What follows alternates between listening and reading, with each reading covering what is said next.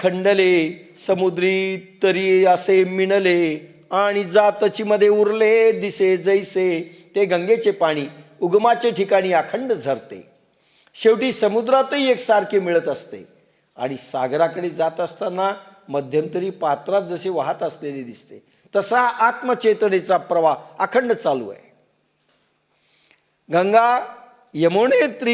गंगोत्रीवर उगवते, तिथेही अखंड प्रवाह चालू आहे. हरिद्वार पासून ते गंगासागरापर्यंत निरंतर वाहत असते, तिथेही संपत असते, पण अखंड संपताना दिसते, मध्ये वाहताना दिसते, जन्मताना दिसते. तसा चैतन्य प्रवाह कधीच मरत नाही. येतिनी तया परी सरशीच सदावधारी भूताशी कवणी अवसरी ठाकती ना. त्याप्रमाणे उत्पत्ती स्थिती आणि लय या तिन्ही बाबी सदा बरोबर असतात. त्याचा जीवन प्रवाह कोणत्याही वेळी प्राण्यांना थांबविता येत